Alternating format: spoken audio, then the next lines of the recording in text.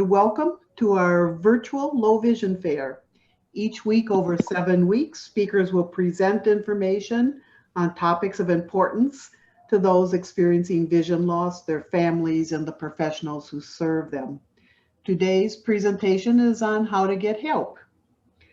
The virtual low vision fair comes to you from the Wisconsin Council of the Blind and Visually Impaired. Our mission is to promote the dignity and empowerment of the people of Wisconsin who are blind and visually impaired through legislative advocacy, vision services, and education.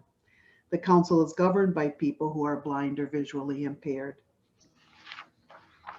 So today's speakers are Valerie Hiltbrand, who is the ADRC manager, and Brittany Mainwaring, who is the Information Assistance Specialist and Wellness and Prevention Coordinator from the ADRC of Southwest Wisconsin in Iowa County.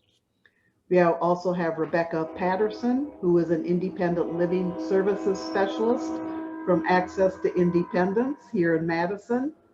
And we have Kristen Fontaine, who is a Vision Rehabilitation Specialist with the Wisconsin Department of Health Services Office for the Blind and Visually Impaired. Good morning, everyone. I hope you can hear us okay.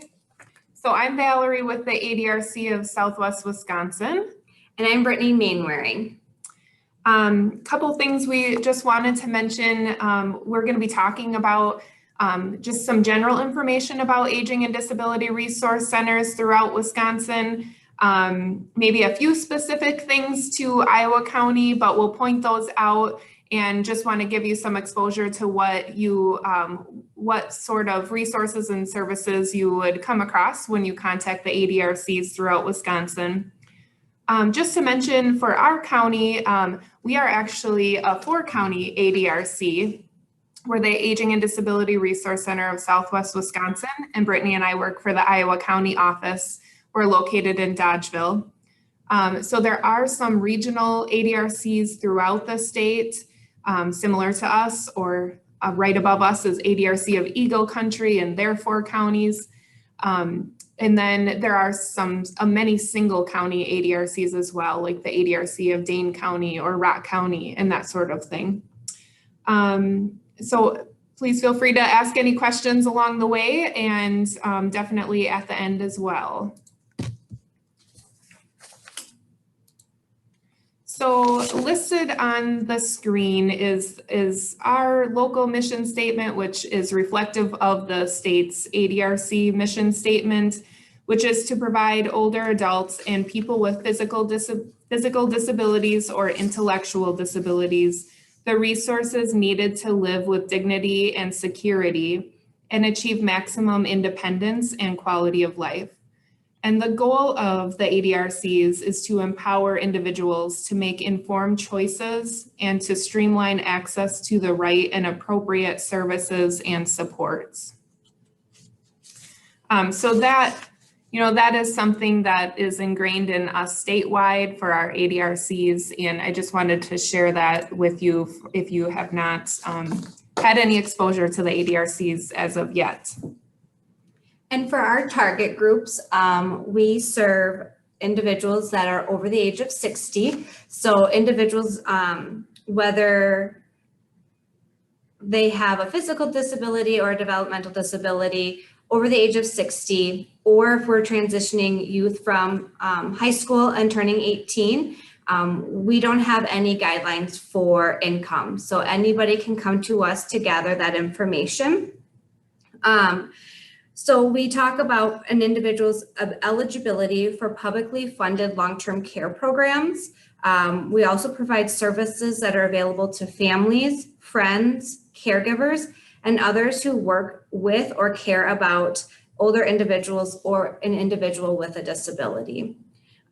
We make sure that we have a full range of services available to all in those target groups of 60 and older, adults with an intellectual disability, and adults with physical disabilities. For the adults that have a mental illness or a substance use disorder, we make our services full range available to adults with mental health or substance disorders when the individual is elderly or has an intellectual disability or physical disability. We provide information and referrals to disability benefits counseling and referral to emergency services to adults with mental illnesses or substance disorders who are not elderly and do not have an intellectual or physical disability.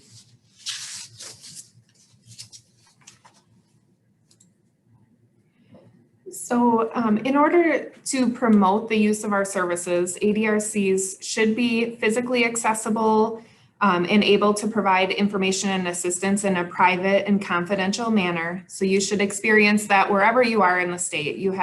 We have the ability both in office or in your home or whatever location you prefer to meet to make sure that you're feeling like your visit is private and confidential.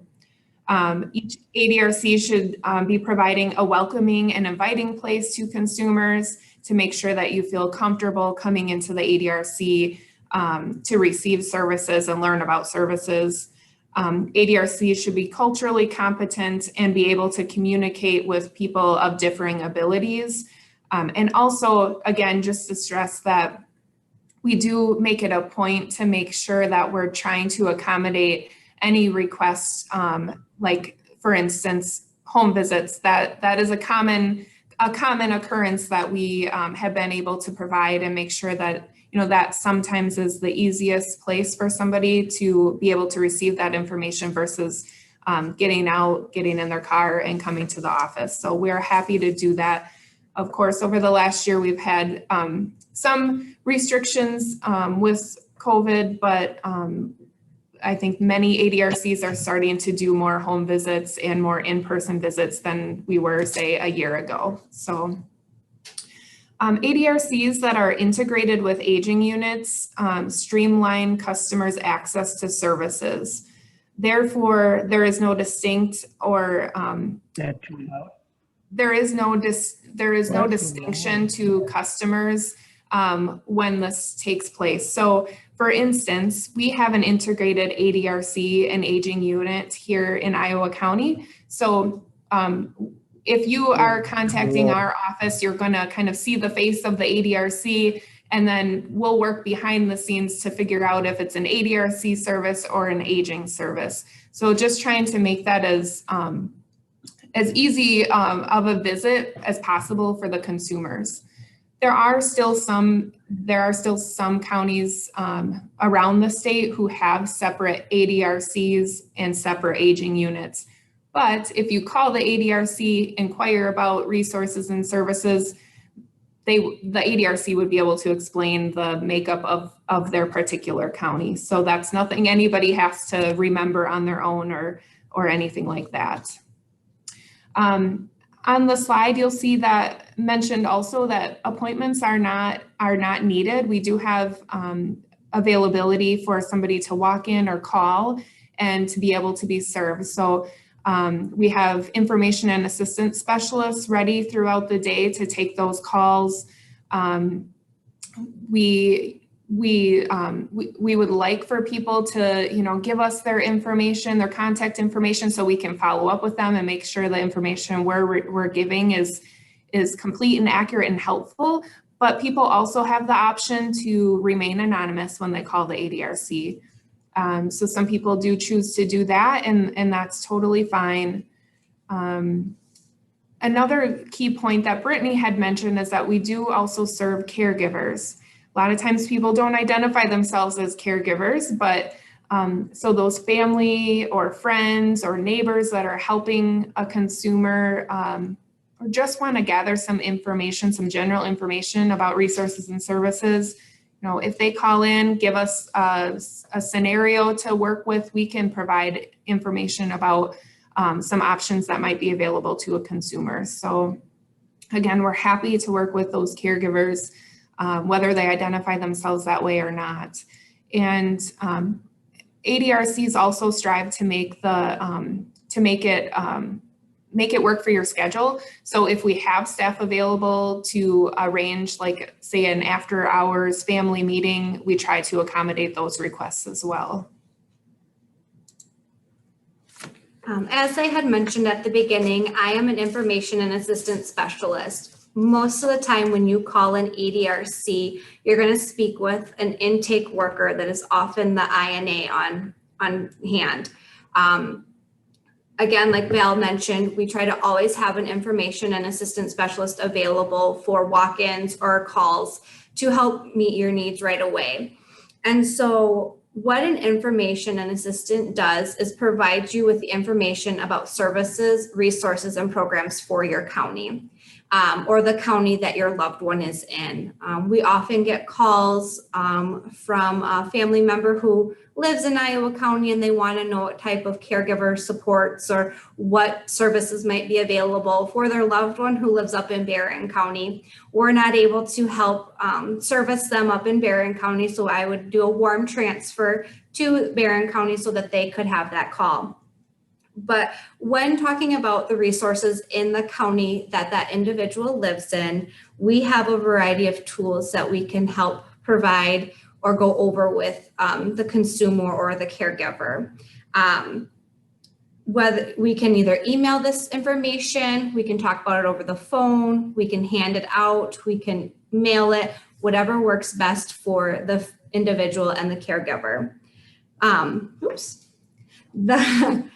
The information and assistance specialist, we are the main point when you come into an ADRC, and we're making those connections to the services that are being requested. We help fill out applications. Medicaid is a very complex and confusing application, and we're here to help with that. We can help with food share. We can help with a housing application if someone just can't see that application, but they can tell me, this is my address and this is my income. The ADRCs are more than happy to sit down with an individual at their home or at the office and help fill out applications if needed.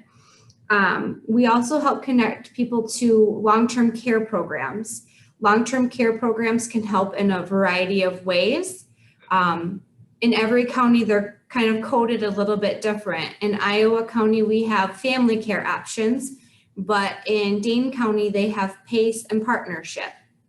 These agencies are there to help bring services into an individual's home, whether an individual is needing transportation, maybe they aren't able to cook safely, using a knife to chop and you can't see where you're cutting. That family care program would be able to either bring in assistance for meal preparation or pay for home delivered meals.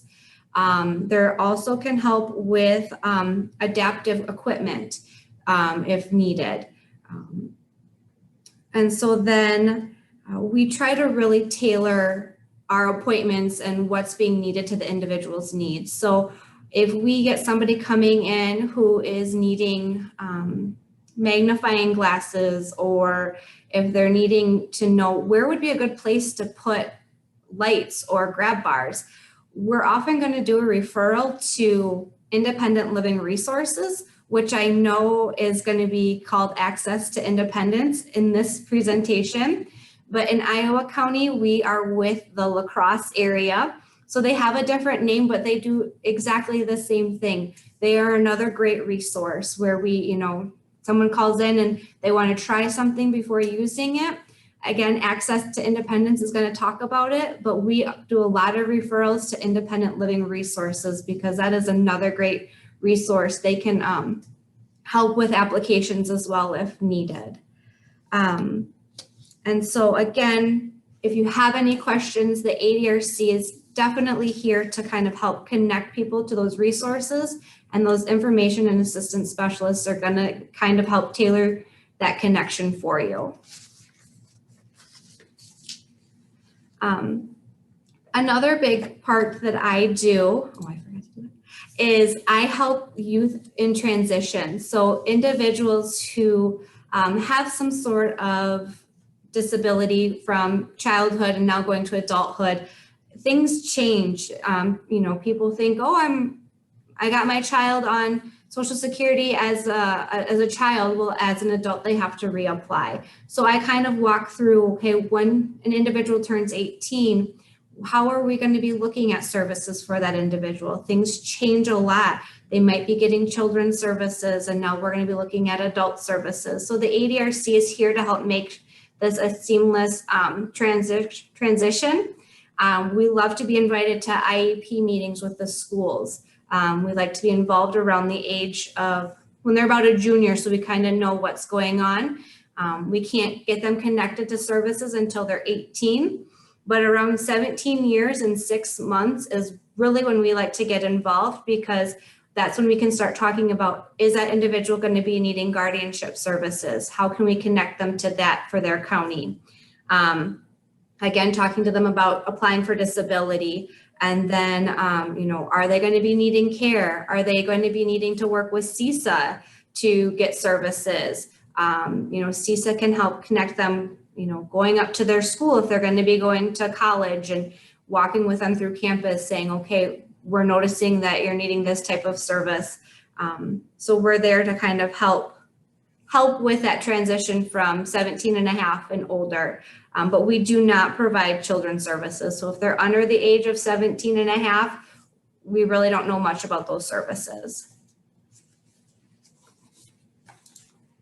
Jean, I was just going to do a quick check. Do we have until 11:25 or 10:25 or till 10:30? Since we didn't start until about 5 after, you have until about 10:30, and then you can ask questions, then have time for questions after that. Okay. Sounds great. Thank you. So Brittany talked a little bit about the information and assistance specialists. And again, they're usually the first point of contact for the ADRCs.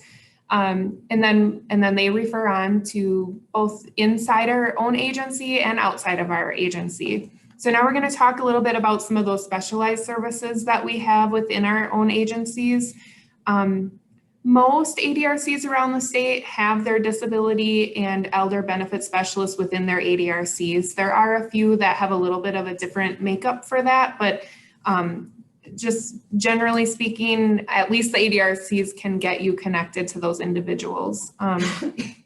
So the disability benefit specialists help answer questions and solve problems related to Social Security, Medicare, health insurance, and other public and private benefits for people with disabilities. And they serve adults 18 to 59 who have a disability. Their services are also free and confidential. They tend to, at least in our area, they tend to receive a lot of requests for help with filing Social Security disability applications.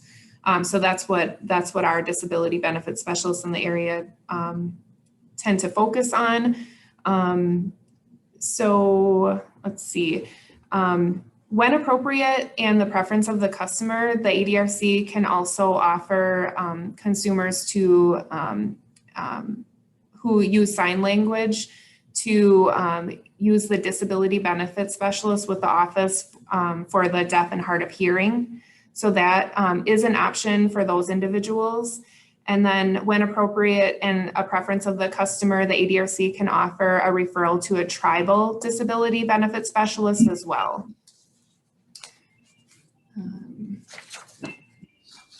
All right.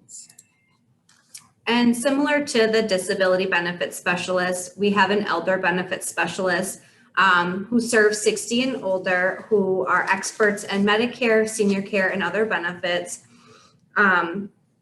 They kind of help through the maze of benefits, especially during Part D season. They can come from October 15th, I think, until December, and have a plan finder ran to see what would be the best Part D plan for them. Again, our services are free and confidential, so you can come and have this plan finder ran and see what Part D is best for you. But our elder benefit specialists also do helping with enrolling into Medicare or at retirement. They get a lot of calls about how they can be, or what their next steps are once they're getting closer to that retirement age and when they should be enrolling into benefits. Again, our benefit specialists also can do home visits if needed. So it's just not that information and assistance specialists that do home visits. It is also the benefit specialist as well. And our elder benefit specialist, consumers also have the option to work with the Office for Deaf and Hard of Hearing and some tribal benefit specialists as well. Let's see. Okay, so I'm just going to touch on very briefly some of our aging programs that again are oftentimes integrated into the ADRC, but not, you may see some distinction in some counties where there is some separation there. So just to start off with our prevention programs or health promotion programs, many ADRCs or aging units around the state offer programs like Stepping On, Walk with Ease, Powerful Tools for Caregivers, Mind Over Matter, and Living Well with Chronic Conditions. So most of the programs that we offer like this are evidence-based programs. For instance, Stepping On is evidence-based to prevent falls. And Brittany's going to talk a little bit more about that class in particular, which is a very popular one around the state. And it does tie very closely with low vision. So I'll let her talk about that for a minute. Yes, Stepping On is a falls prevention workshop. It is for 7 weeks where they meet for 2 hours once a week. And we have guest speakers that come, one being a physical therapist, to go over balance and strength exercises. Again, with falls prevention, you really want to have strong muscles in your legs, because if you just trip over your toe a little bit on that curb, that's going to result into a fall, and that fall could maybe be a light bruise or it could be a broken hip. So that's where you want to really work on those strength and balance exercises with that physical therapist. But we also have a police expert that comes and talks about the community safety. But we also have Jean come and help us out with low vision. And she comes and does a great presentation of their agency. And these are great programs. So not only in Iowa County do we provide the Stepping On, but you can get this anywhere in the state. With COVID, they were able to get this to become a virtual workshop. So if you're not able to attend one in your county, you can always go to the Wisconsin Institute for Healthy Aging website. They have a link that has all of the online workshops throughout the state. And so that way, if you're interested in taking a program, but you missed it in your county or the times just don't add up in your county, with your schedule, you can always jump on that website and just say, I would love to register for that class, and there's that opportunity for you. And then I'll briefly touch on most of the counties in Wisconsin have nutrition programs within the ADRC, or at least, again, closely tied to the ADRC. ADRCs can definitely give out information about them.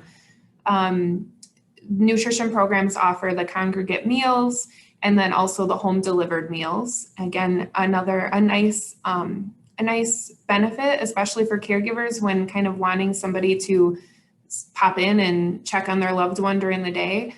And also hopefully bringing some ease to consumers for not having to prepare their own meal every day. Transportation programs. So this is something we get a lot of questions about, and we and most ADRCs or aging units have some transportation programs within their county makeup. We have a few here, like our driver escort program. We have a rural and a Dodgeville city taxi that we operate. But then our information and assistance specialists will also give out other transportation options and making sure that you're aware of all your options and then helping you narrow down what's going to work best for you for what you need. So that's a service that any ADRC should be able to provide. Many ADRCs have either somebody who specializes in dementia or they have an actual dementia care specialist. We have one dementia care specialist for our 4-county region, as an example. So our dementia care specialists can counsel families, caregivers, consumers with dementia. They can also and spend a lot of time educating the community and just building some community support around dementia and education so that folks in our community know how to work with people who have dementia. We have caregiver support programs. Again, this is something that you can contact an ADRC and they would be able to give you some additional information about what programs are in your area of the state. And then many ADRCs provide some special events, many focus on some sort of health and wellness expo throughout the year. They try to participate in other outreach activities throughout the year to make sure that we're getting into the community and allowing folks to access us, ask questions, learn about us so that we can be more assistance as time goes on and when they really do need us. As I had mentioned before, whether you're working with an information and assistance specialist or one of our benefits specialists, you can get the information however you prefer, giving a call in, doing a walk-in or scheduling an appointment in office or a home visit. We can send fax, we can do emails, we can do letters. So whatever is going to be best. With COVID, we've been able to start doing more virtual Zoom meetings. So if we've got multiple family members that want to be present, one family's out in California and the other family members are, locally, we can all jump on Zoom and have a great conversation and we don't have to worry about transportation or if somebody might be having a little bit of a bug and they don't know if it's sinuses or a cold, again, staying safe. So you're able to get that information however you would like. And this is really what we had for our presentation today. We're happy to take any questions that anybody has. The website on your screen right now, so you can go to the Department of Health Services website for Wisconsin, and they have a nice map that you can click on your county and it will tell you who your Aging and Disability Resource Center is if you don't already know that. And if anybody needs help with that, we'd be happy to help get you connected to the ADRC in your local area. So thank you for having us today. And again, any questions, feel free to let us know. If anybody has any questions, you can just unmute yourself and ask. It's a small enough group that you can do that. If you prefer, you can type it into the chat box.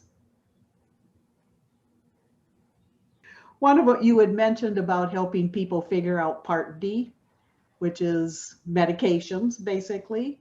Do you also help people figure out supplemental insurance or the Advantage plans or any of that? Yeah, so locally for us in our 4-county region, we do have consumers contact us for those types of questions. There is some counseling that we do in-house, and then if appropriate, we would refer them out to another resource. But, this is a really good place to start because ADRCs and benefit specialists are going to give unbiased information versus maybe starting with a commercial that you see on TV, because when you contact their company, they're only going to tell you about their programs. So we're a really great place to start for those types of questions. Or if maybe you have Medicare or a supplement or some sort of insurance that you're not sure what it covers, does it have any vision or dental coverage or something like that, those are things we can help you figure out as well. Great, thank you. I was also wondering about the sort of the in-home assistance programs. Is there a certain bar that people have to meet before they're eligible to get that help? So we would talk to the individuals and kind of talk about, are they able to privately pay for these services or are they going to need to look at the publicly funded? And we would talk to the individual about their finances, where they're at, because we would then have to get them eligible for Medicaid. So we would have to talk about that. And the long-term care programs are intended to keep an individual in their home as long as possible. So even if it's just having a conversation a year or two before an individual really needs Medicaid services or going to an assisted living or nursing home, the ADRC really wants everyone to know us before you need us, because when you need us, it might not be soon enough. So we like to have those conversations with people, you know, even if it's a couple of years beforehand, but just kind of saying, this is what the ADRC can do. This is what's out there. This is going to be your next step. So again, it's never too early to contact the ADRC, because getting that information now instead of when it's urgent is going to be really important. It's a very good point. And so this is Rebecca Patterson, who is an independent living services specialist from one of Wisconsin's independent living centers. Like Jean said, I am from Access to Independence, and we are here. There you go. We are here in Madison, and so you can flip the slide there. Alrighty.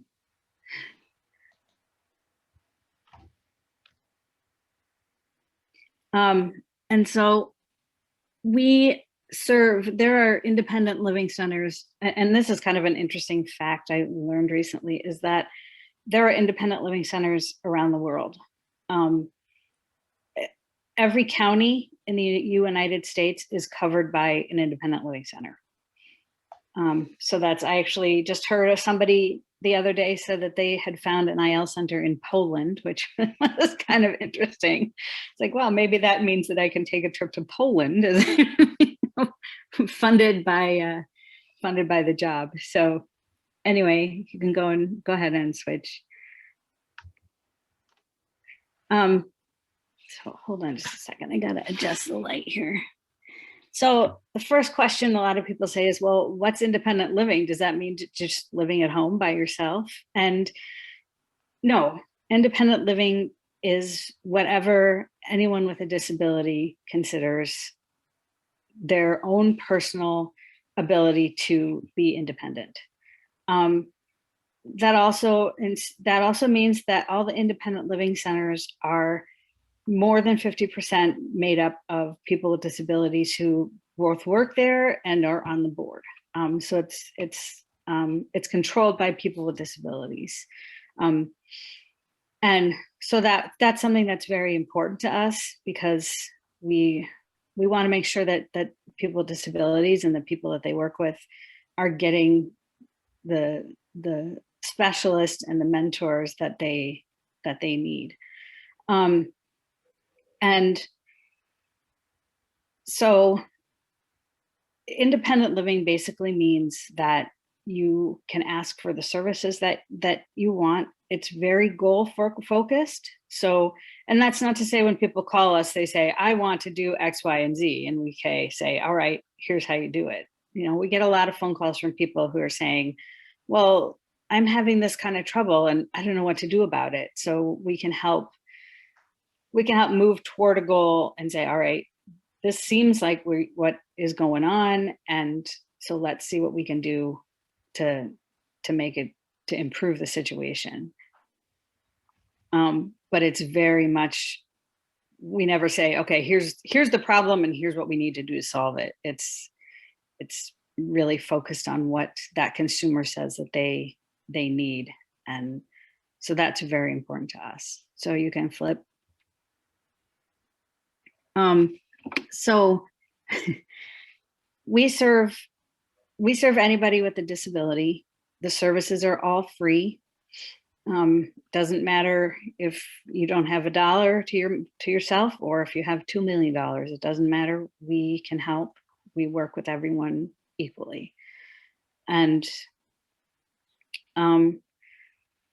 so that the only thing that we do charge for is we do cover, and this is usually something that it's always covered by Medicare or other services, is that we will do in-home assessments to figure out how to make your home more accessible. And we do also work with people who do IEPs for school. So we do a lot of work with people who have kids who are setting up IEPs, and they need someone to come to the team meetings. And so that also, sometimes we do that free, and sometimes if there's an ability for a funder, then we can ask for that fee for service. So you can go ahead. So this is a map of all the IL centers in the state. It is more or less population driven. So some of the IL centers that are in more populated areas cover less county space. So you can see kind of up north where there's less of a population. Access covers Dane, Dodge, Columbia, and Greene County. And that's not to say that if you call from another county and you say, I'm from Rock County, who am I supposed to call? And we have that easily accessible.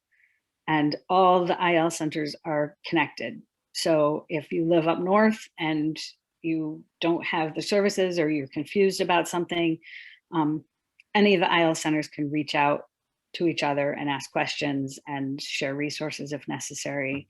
So it really makes for a really cohesive team, which is very nice and very helpful. So you can go ahead and switch. So access to independence, we serve lots of different services, and we've kind of divvied them up.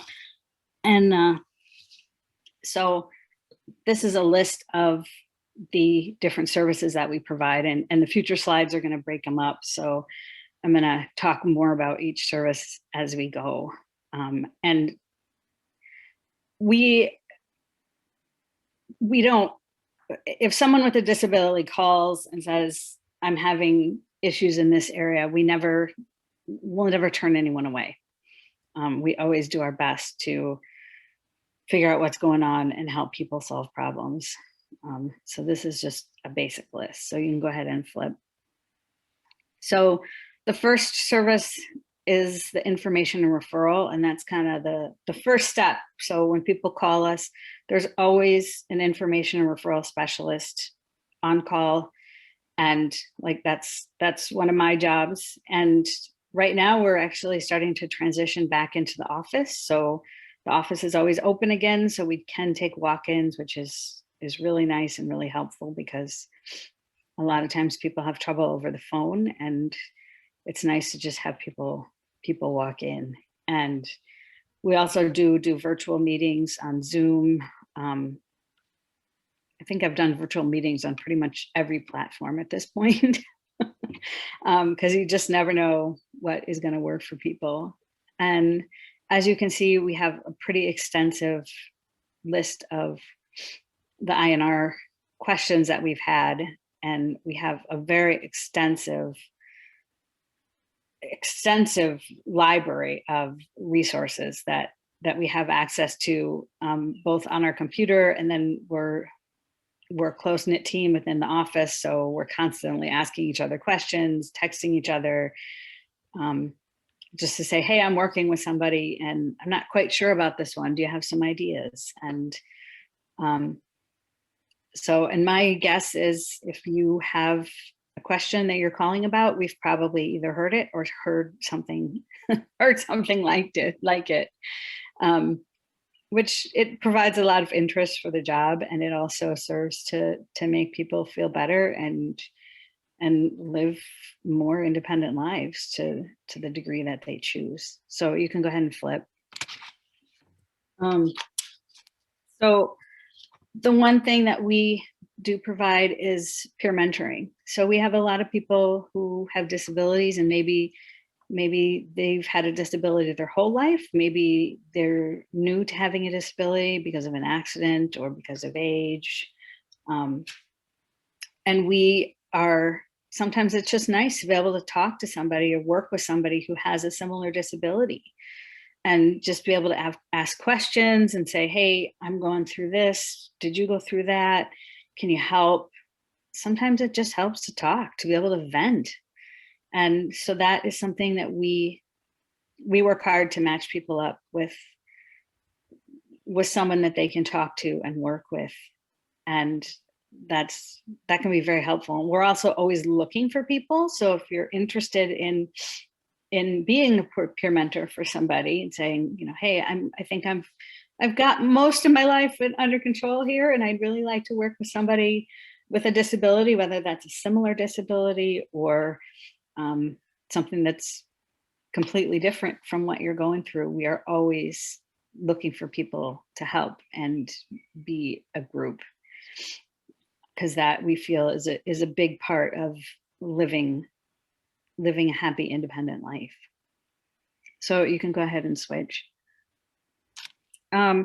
So this next one is skills training. And so that when you have a disability, as most people know, there can be a lot of skills that are either a little more challenging to learn, or new skills that you have to learn that maybe other people don't have to, that, you know, they don't have to learn them. So we try very hard to help people learn skills. I'm working with somebody right now who really wants to learn to cook, but they can't read. And it's very hard to remember that, for them to remember the steps. So we're setting up a different kind of cookbook for them. That's all done by color and size of measuring cup. And that's making it so that they can make their own meals, which is, it's a huge thing for them as far as living independent. And that's not to say they're suddenly making their own meals, but you know, now they can make their own mac and cheese, that's huge for somebody. Or maybe somebody is afraid of the stove and they need extra help and ways to handle the stove. We work a lot with people on how to take the bus and other kinds of transportation, because that can often be a challenge, and it's hard to learn, scary to learn on your own. So we can help with that. Life is full of skills, and there are different ways to learn them and different ways to overcome your challenges that you face. So you can go ahead and flip. So this one, we do a lot of advocacy, and advocacy can be anything from a big deal. Like a few months ago, we had a day where we go to the state capitol and we talk to the representatives, but unfortunately, because of COVID, we had to make phone calls and talk to people about the bills that we feel are important, that we support, that are going to help people with disabilities. And we always are looking for people to call us to say, hey, you know, this bill is confusing to me, or, you know, I'd really like to be able to step forward and talk to my representative about this issue, but I either don't feel comfortable or I don't know what to say.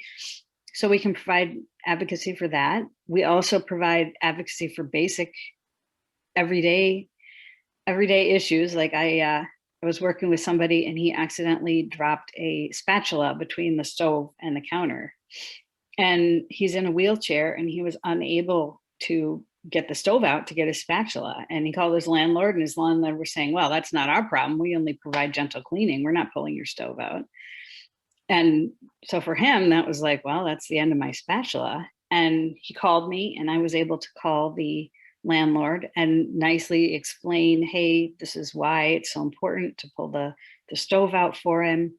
And he really needs help with that. And just to have a third party step in and say, whoa, we need to solve this problem. And lo and behold, the landlord decided then that they were going to help, and they went over and pulled the stove out, and the consumer that I was working with now has a spatula back, it's huge. So it can be, like I said, small little types of advocacy. Sometimes you're looking for advocacy to help pay a bill. Sometimes, you know, you're going to the government, and we're always happy to help. And if we can't provide that type of advocacy, we oftentimes have the resources that we can refer people to have that advocacy. But you can go ahead and flip. And so the other services that we provide are transition. And as part of having people live lives independently, and again, that's the way they choose. You know, a lot of people are in nursing homes, but they don't want to be in a nursing home. They'd rather be back into the community. And that can be a really hard thing to accomplish. You know, you have to find someplace to live. You have to find the care to help you. You maybe have to find the assistive technology that you need. It's not easy. And so a lot of people reach out to us to help them transition out of a nursing home or assisted care into a place on their own. And sometimes, sometimes it's more difficult than others, but it's very important to us, again, to have people live how they choose. And a lot of people don't choose to live in a nursing home. So that's one of the biggest services that we provide. So you go ahead and flip. So this is kind of my world, is the assistive technology. And we have a very extensive loan closet. Each center has a loan closet with assistive technology, and that's everything from special knives to help somebody cut because they can't use their hands very well, or maybe they can't see, so they need a knife that is attached to a cutting board so they know where it pivots to be able to cut food, to special kinds of phones. So if somebody's having trouble hearing on the phone, we have all kinds of different phones. We have devices that help people communicate. We also have wheelchairs and wheelchair ramps that we can loan out. So sometimes it's as simple as your grandma's coming to visit and she uses a wheelchair, and oh no, how do we get her into the house? Well, we have a ramp and it's free. We have lots of ramps and they're free. And sometimes that makes all the difference. And that's the same with wheelchairs. So, and there's all of the IL centers are connected. So say somebody needs a device and we don't have it here in Madison and it's up in Superior, we have the ability to talk to them and say, hey, we need it down here. Can you help us? And there's actually a website that you can go to. And unfortunately, it's sort of a moody website, but you can go there. And so that's WisconsinATforall.com. And I'll make sure that Jean sends that out in her referrals. But on that site, you're able to do searches for different kinds of assistive tech. And the other thing is that we also have a lot of people who call and say, I'm really having trouble doing this, and I don't know what to do. And oftentimes there's something real simple that we can offer. And I had somebody come in the other day and he was unable to participate in conversations anymore because he couldn't hear. And they were just assuming they were going to have to pay thousands of dollars for some special device. And I was able to do a little digging and I found a free app that he downloaded onto his phone, and he walked out of the room fully able to participate in conversations because it was the app was reading what people were saying, and it was actually doing a very good job. So that was a huge relief to them, and free participation all of a sudden. And we certainly invite people to come into the office now that COVID is hopefully moving on, and just to look through all our AT devices, just to see what's in there. I mean, sometimes something's a challenge and you don't even know that it can be helped. One of my favorite devices is you put a gallon of milk or orange juice on it and swing it a little bit, and it is able to pour that liquid into a glass, which a lot of people don't even, they just think, oh, gallons of milk, they're so heavy, there's no way I can pour. But this thing is so easy, and it's just on a swing and it accurately pours the liquid into the glass.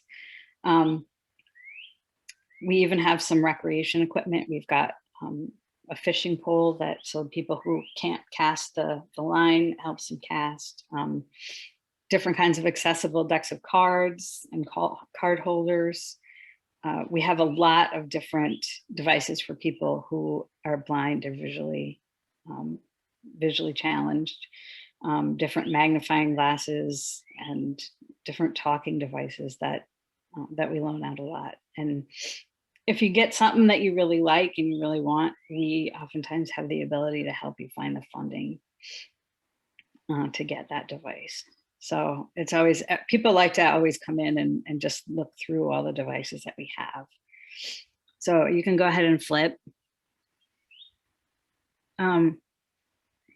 So the other thing that we work with a lot, and this is also part of advocacy, is making sure that services and buildings are accessible for people. One of the things that we just helped develop is here in Madison is a manual and laws that people who are having festivals or public events, there are certain rules that they have to follow in order to make sure that that event is accessible. So there's a manual that just came out, and then we're doing a training course as well. And that we just feel like we feel it's very important for people to participate in all the events. And so we've been working also a lot on making sure that voting is accessible, whether that's from the polls themselves being accessible to also getting mailed ballots.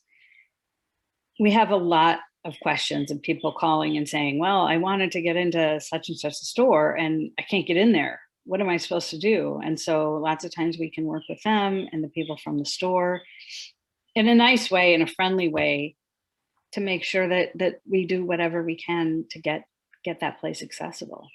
And that also goes for houses and apartment buildings. We do a lot of work with accessibility with renting and renters, and talking to landlords about even just little small things that can be done to help make that building accessible. Accessible, and people tend to think, oh, accessibility is just wheelchair related, but it's not. As we all know here, there's a lot of issues that come up if you can't see. And that also is a big issue of being accessible in the community. You know, like one of the things at events is making sure that there's someone there. So if you can't see, there's someone who's around to either walk you through it or talk to you about what's going on, making sure that you're safe. That's very important to us. So you can go ahead and flip. We do benefits assistance. A lot of the time we will call the ADRC for help with this one. Just because that's something that they're better at. And so this, hold on, I need to adjust my camera here. There we go.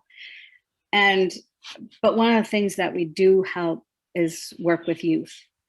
And so the youth services that we provide, we have classes. So we have an independent living specialist who actually goes to schools and different kinds of agencies and teaches classes to kids who are transitioning to living on their own. So it's classes about learning to budget, handle their finances, to also then being safe in the community. And knowing, especially online, coming up and finding people online and thinking, oh, this is great, but it's actually not a safe situation. So we work a lot with youth with those classes, and Ashley's great, and we're always happy if you contact us and say you're working with a group of kids that's transitioning out of high school, and hey, we want to make sure these kids know what they're doing and know that they're safe, and so can we set up those classes? So you flip. Hang on, sorry, my daughter's yelling back there. I don't know if you can hear it or not. So this describes more of the youth program a little bit in the specific classes. As I said before, we serve everybody who has a disability, as well as their caregivers, the people that they work with, their family. Any age is fine with us. We've worked with people who have just had a baby with a disability, and they're kind of scrambling, going, oh my gosh, what are we going to do? This is new territory for us. And then also people who are turning 100 and suddenly life has changed. So we're happy to work with anybody. So go ahead and flip. So that is the other thing that we provide is services for people who are deaf and hard of hearing. And we work with interpreters quite frequently. We're able to provide, we work usually around here anyway, it's with Purple, and they provide interpreters both in person and over the phone. And so, because people, it's oftentimes hard to communicate with somebody who's deaf or hard of hearing, and we want to make sure that they're getting the same services that anyone else is getting. And there are also different kinds of services that they need. Oftentimes it's even advocacy. So we are definitely able to work with people who are deaf and hard of hearing. So you can flip. And So Rebecca, just about 3 minutes. okay, yeah, I'm almost done. Okay. I'm still having problems with me. So the other thing that we want to provide, and this is again kind of part of, like I was talking about the special events, is we want to make sure that the community out there is aware of how to work with and talk to and interact with people with disabilities, and understand that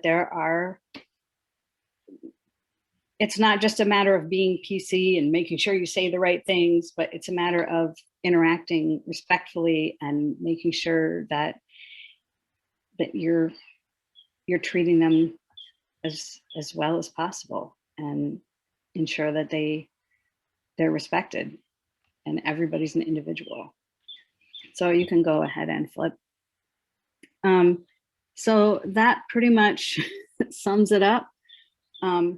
This is for the information for the Wisconsin Centers for Independent Living. So you can contact them, and it's like I said, they also have connections to the nation. And I'm about to go to a 2-week conference, and this one's virtual, for all the independent living centers. Usually it takes place in Washington, DC. And so we're all very, very connected, it's very helpful for people. So that's all I have. Does anyone have any questions?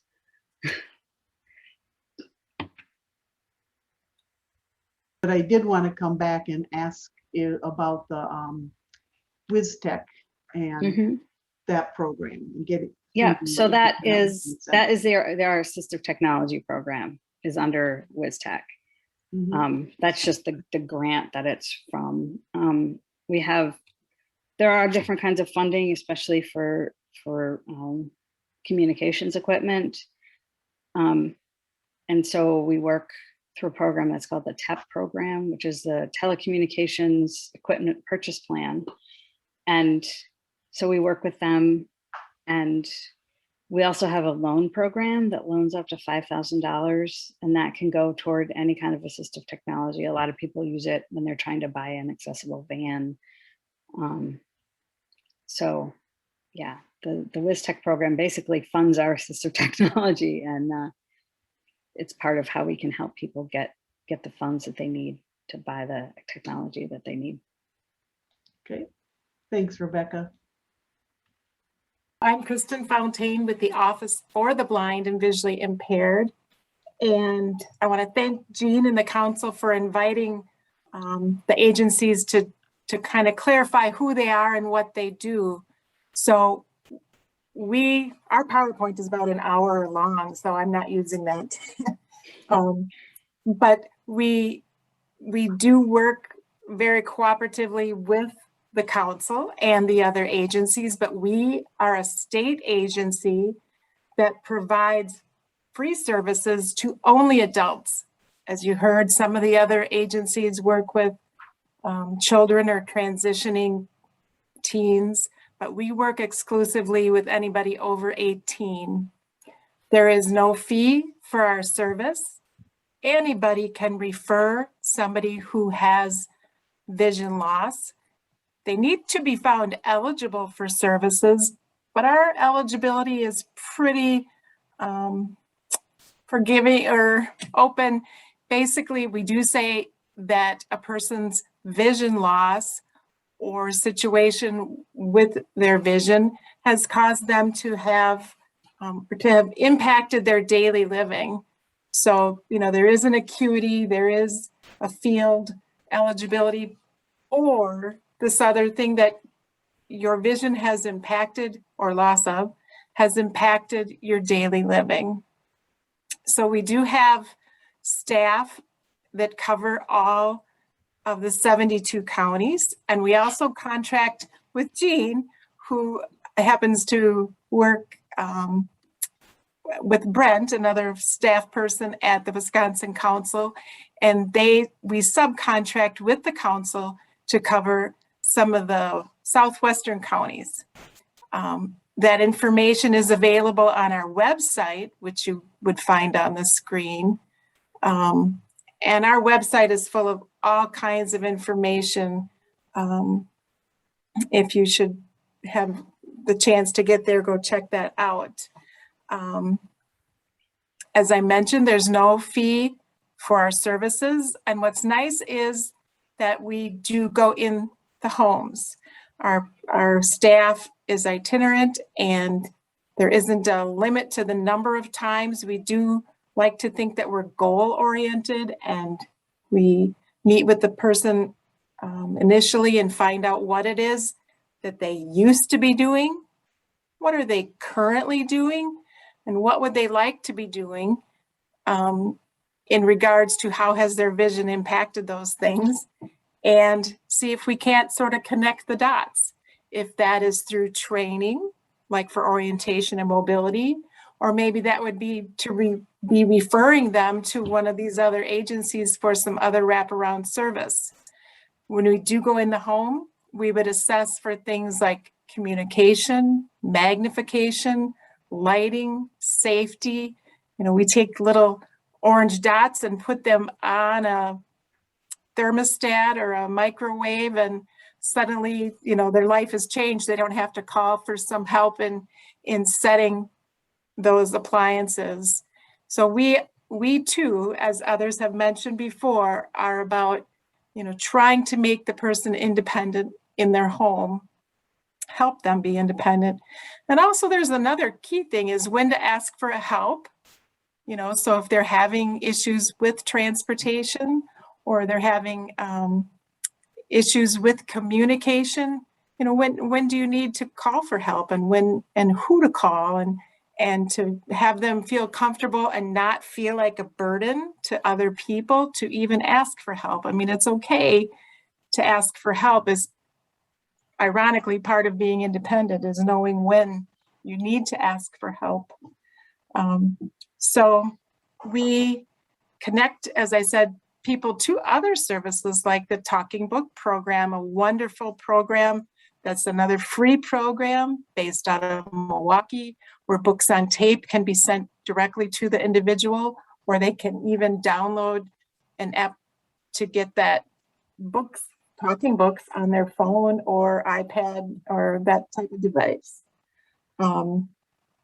We get a lot of technology questions, and it's hard to keep up with technology, as we know, because it's constantly changing. But, something as simple as I got a new phone and I'm not able to work it. I had one guy who waited. I was surprised. He called after a year of our COVID shutdown protocol and said, I still don't have my contacts on my phone. He still wasn't working the phone quite independently. So I was able to visit him a couple weeks ago. And I am happy to report that we once again are doing home visits across the state, and we are able to go into people's homes and work with them on an individual basis. We're also available to do outreach presentations. Some folks mentioned the Stepping On program, and our staff is actually one of the experts that's called in, just as Jean is called in, to talk about the vision loss components and how having vision loss or being blind can impact your it's highly associated with the fact that you might fall more frequently. So we kind of come in and talk about some tips and pointers and that sort of thing for the Stepping On program. So those are kind of the things that we offer. Anybody can be the referral source. It's a neighbor, it's a family member, it's another service provider. So anybody can be that referral source. We also get plenty from eye doctors, and those are the best referrals because we do get their eye information. I shouldn't say the best. They know the clinical stuff. Actually, family is probably the best referral because they have personal insight into what the person might need. So we do have some other programs, and I'm happy to say last year we had to cancel because of COVID. We have a wonderful program that we collaborate with the Lions out of Rosholt, and it's a not quite week stay, but we invite a specific number of people to the camp in the fall.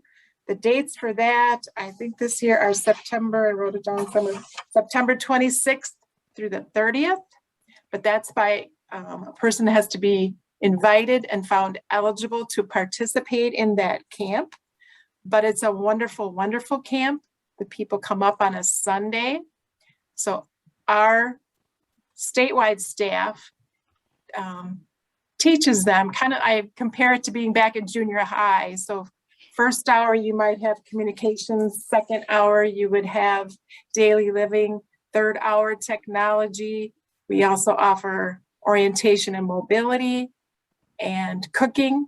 And so they have the different classes throughout the day. But the part that is just transformational for the people who've been able to attend has been the peer support they get, not just from some of our staff who are blind or have low vision, but from the other campers. They learn so much from each other. Those with more sight kind of start to guide people around. Those who were so fearful when they first get to camp, we just see this wonderful sense of independence blossom over, it's a short time, but they learn a lot and they are so grateful. And that's a free program.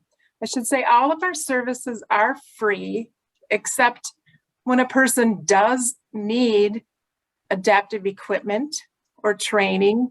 We do have federal and state funding that can help people purchase that. It's limited funding, but we do have funding available to help persons. So maybe you've tried out a piece of equipment at the ILC, you really like it. We might be one of the people that can help contribute some funding towards the purchase. Because unfortunately, the higher tech that equipment is, the higher the price tag. So we don't have funding to purchase, a $2,000 piece of equipment, but we can maybe, make a small contribution. We work that out. So if you had that, you could call. We're showing our number on the screen and find out who your rehabilitation specialist is in your area and work with that person to find out, first of all, if in fact they agree that that piece of equipment is a good piece of equipment for you. And then you could work with them on helping get that and maybe some other assistive devices. And I used to say we're kind of reconnaissance. We used to come in, swoop in, do what we need to do and try and close the case. Obviously for the last year, those cases have been open and we haven't been able to go see people in their homes in person. So we can't be patient with us. We have a bit of a backlog to see some old cases. And then of course, new referrals, we want to try and get out and see them as soon as we can. But again, we've got our hands full with not being able to see people for like 16 months or something. We're very, very thankful to the Wisconsin Council because they were able to stay open and with their skeleton crew and appointments and able to ship adaptive equipment. So staff was able to do assessments over the phone, find out what people really needed to help them through this time, have the council send things out. And if they don't work now, we got to go pick up some of those and try again. But that was really helpful to us. I'm trying to think, how are we doing on time here, Jean? You're doing fine. Okay, okay. So in addition to our Lions Camp, our staff also helps the summer Lions Camp. We offer mini courses. This year we offered things like container gardening, technology. We kind of borrowed an idea from the Wisconsin Council about birding. What a great place to learn about birding by ear apps and identify birds in their natural environment. So staff from our state office were able to go and teach what we call these mini courses. I myself have done that in the past. I did a section on using the George Foreman grill, and we did chicken shish kebabs. People made their own individual shish kebabs on the grill, and that was quite the hit. Not real fun when you have to do it over and over 6 times. I think I had to do it, but it was fun, and everybody that walked in the building's like, what's that smell? So that was a great thing.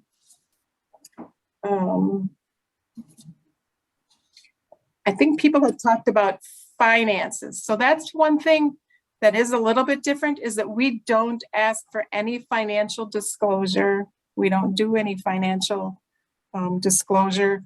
Ours is on an ability to pay basis. So if we say we assess a person and find that a magnifier that would normally cost $45 would be an appropriate adaptive tool for that person, if they say, you know, I really can't afford this, then that's where we have that state or federal funding. The federal funding applies to people over age 55. So that is where we would say, okay, well, you know, work out something, how much can you pay? Or, you know, the state has the funding that we can pick up the cost, but we do not ask for any financial disclosure. There are not financial eligibility guidelines for these state of Wisconsin services. Some new technology has really opened doors for folks. Of course, cell phones are little tiny computers, and there's, you know, that commercial about there's an app for that. So certainly apps for the blind and visually impaired are being developed all the time. And some apps are just, they're not developed necessarily for persons who are blind or have vision impairment, but we've discovered, or, you know, through trial and error, people have said, wow, this is a really good one. So that is something that we can advise people about. More and more people, especially seniors, are using talking devices like the Amazon Echo or Alexa or the Google Home Assist, because you can do such simple things like set a reminder to take your medication. You can make phone calls. You can do recipes, you know, and it's all voice assisted.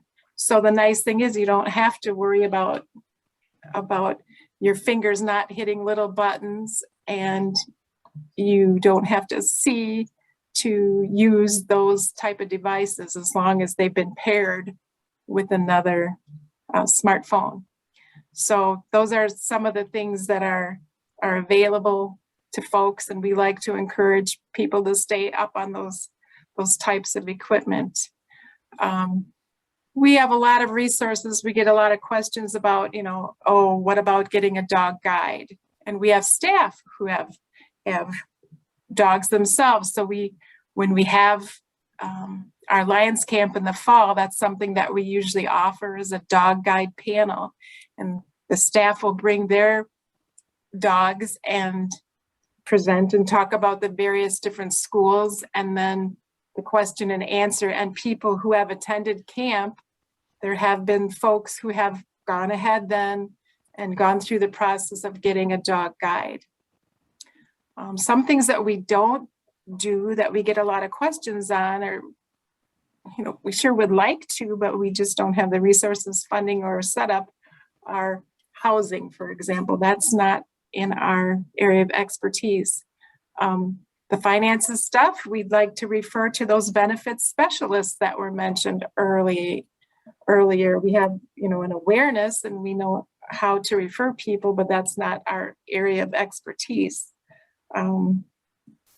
If a person, I just recently had a consumer who transferred to Madison from the Eau Claire area and really wanted, she had cane skills, but she wanted to know her immediate environment and what about the bus in her neighborhood and that sort of thing.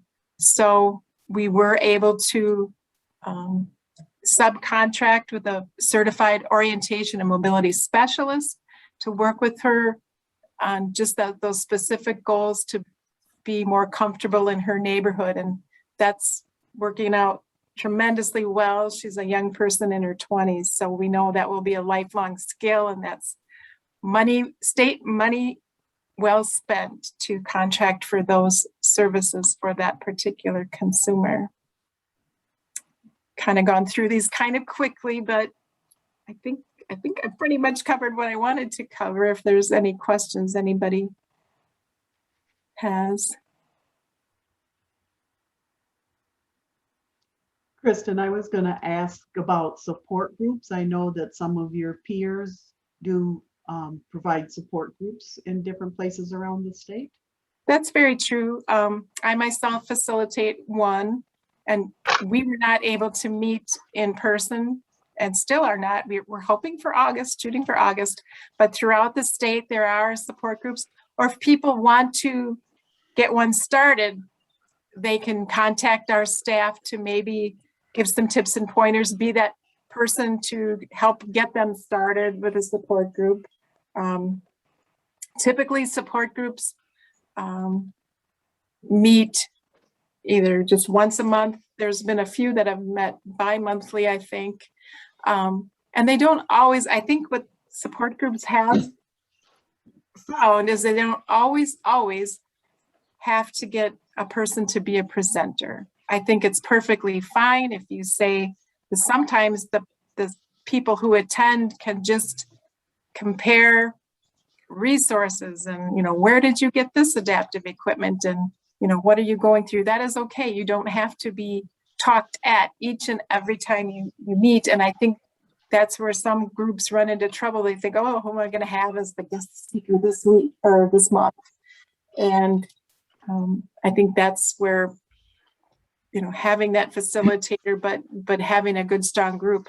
The groups that seem to have the best longevity are the ones that meet around a congregate meal site, because usually there's transportation involved with getting them to the meal so they can, you know, come for the meal, stay for the meeting, or have the meeting before the meal. And so come for the meeting or whichever.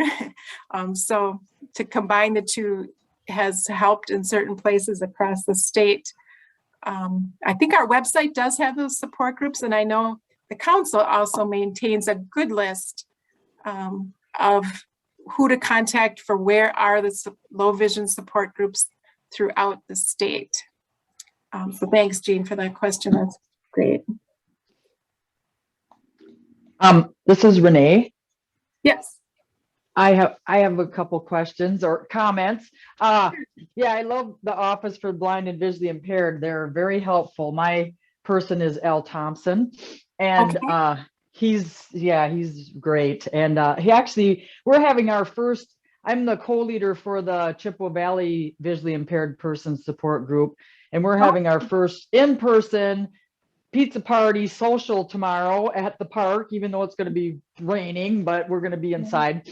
And so yeah, and Al, he's actually helping get some people there and everything. And you're right, you don't have to have a speaker every month. I think it's good to maybe like every other time or something, because yeah, people want to talk and compare notes and you know, see what works and doesn't work.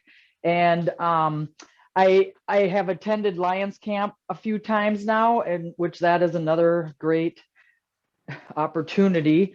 And I love the workshops that OBVI presents, and I went to a few of them this year. And yeah, it's really great. And also, what are the vision requirement eligibility requirements for your services? The acuity is 20 over 70. And then the field Okay. restriction is it 20 degrees? That one comes up so rarely. I mean, 20 degrees is legally blind. Right. So it might be a little more than that probably, because 20/70 is not legally blind. It's considered what, low vision? It's considered low vision, and we mirror the division. Oh, that's another thing I should talk about.